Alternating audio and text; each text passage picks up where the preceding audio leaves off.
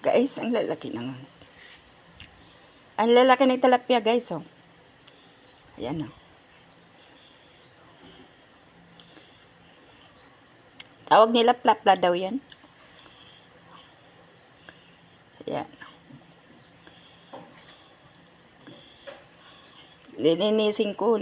Alisan ko ng hasang, tsaka bituka, tsaka liskes. Tsaka ginupit ko na nga rin yun to. Ayan, guys, oh. Bago ko itago sa rep.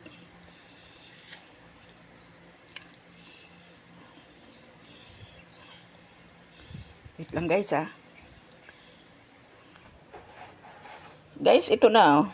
Nilinis ko na. Ayan na, guys, oh. Ayan. Gaganda ng ng tilapia. Sa pangalawang pangalawang pamangkin ko. Pamangkin ko sa pangalawa. Ang dahil nilang tilapia na alaga. Ngayon nag-harvest nila. 6 na banera. Mayroon pa nga, eh. Ayan, ano yan? 600 daw ito. 13 piraso. Malalaki yan, guys. Ayun, oh.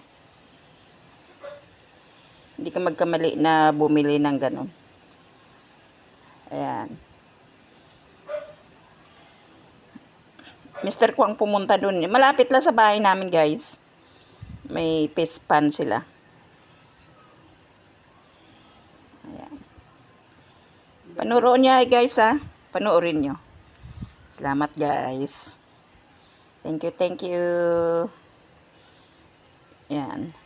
So, yung mga maliliit niya, guys, ilagay doon sa mayroon kasing pinagawa yung yung ate ko na malalim na gagawing fish pan din.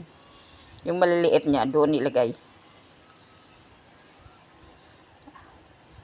Okay na, guys. Thank you, guys. Salamat.